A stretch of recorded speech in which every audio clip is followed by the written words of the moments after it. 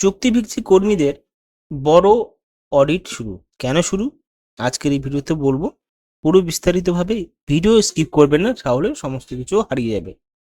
Audit শুরু করতে চলেছে যারা কন্ট্রাকচুয়াল বেসিক কাজ করছে। কন্ট্রাকচুয়াল বেসিক কিন্তু একটা সিকিউরিটির মারফতে আসে, মানে সিকিউরিটির উপর নির্ভর করে সেই কন্ট্রাকচুয়াল বিষয়টা চলে।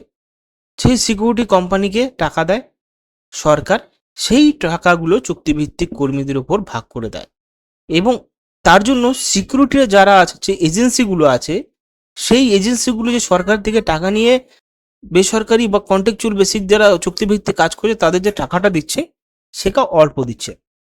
অনেক সময় কি হয়, যেই এজেন্সি রয়েছে 100 জন তার মাথা পিছু কাজ করছে, তার হেডে 100 জন কাজ করছে, সেখানে 100 জনের জায়গায় তিনি 130 জন দেখালো।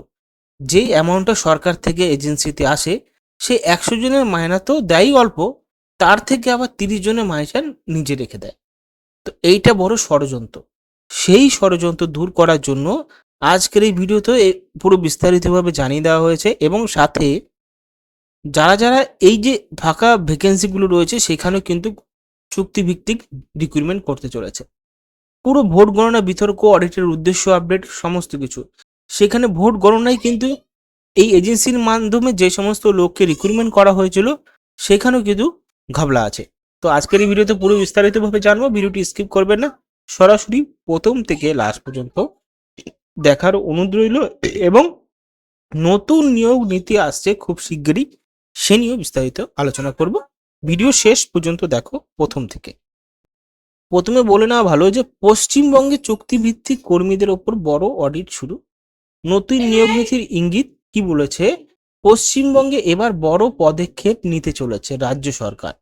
বিভিন্ন সরকারি দপ্তরে তৃতীয় পক্ষের মাধ্যমে নিয়োগ হওয়া চুক্তিভিত্তিক কর্মীদের, মানে কন্ট্রাকচুয়াল ওয়ার্কার নিয়ে শুরু হয়েছে বিশেষ ম্যান পাওয়ার অডিট।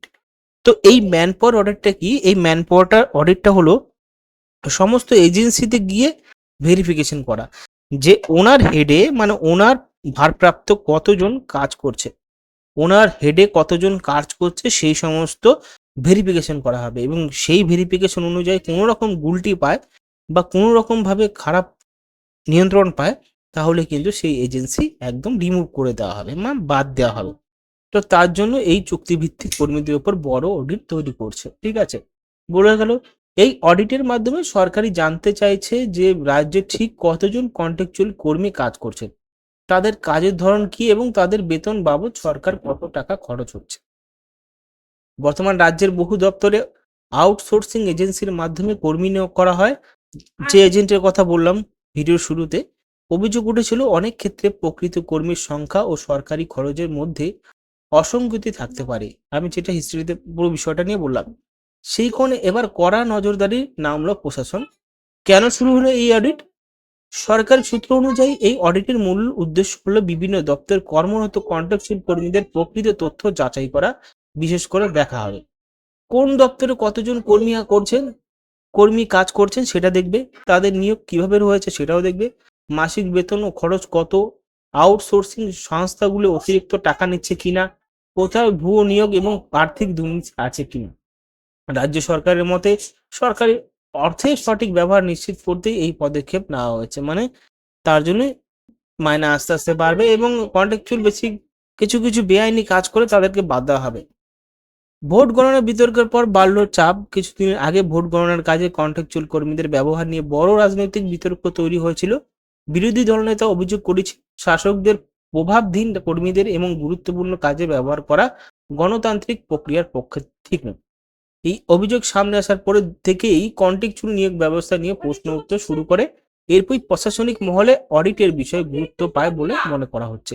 নতুন নিয়োগ নীতির সম্ভাবনা কি বলছে, এইটা সব থেকে ভাইটাল পয়েন্ট, যেটা তোমাদের দেখতেই হবে। সূত্রের খবর, খুব শীঘ্রই পশ্চিমবঙ্গ সরকার নতুন নিয়োগ নীতি আনতে পারে। এই নীতিতে কন্ট্রাকচুয়াল কর্মীদের নিয়োগ পদ্ধতি, বেতন কাঠামো এবং কাজের নিয়মে বড় পরিবর্তন আসতে পারে।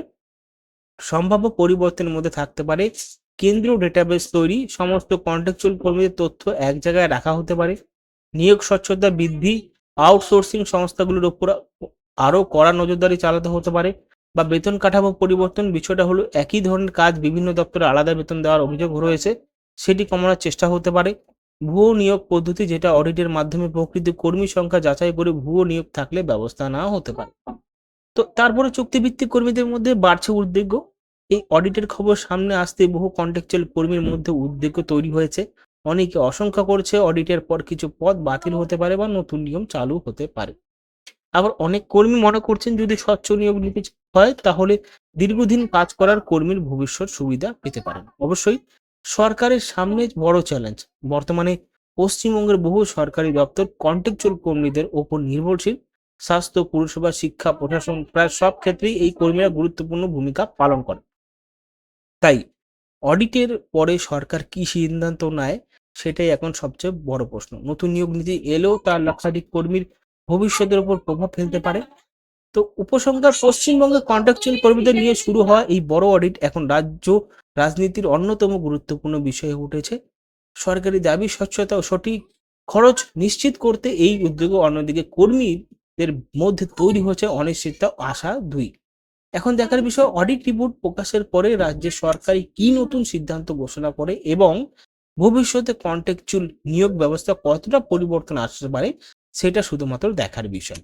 তো অবশ্যই যদি ভিডিওটা তোমরা ভালো লাগে বন্ধুর সাথে শেয়ার করবে। অডিটের কি নিয়ম সমস্ত কিছু আরো আপডেট দেবো। চ্যানেলকে সাবস্ক্রাইব করে পাশে থাকা বেল আইকনে প্রেস করে দেবে। ধন্যবাদ।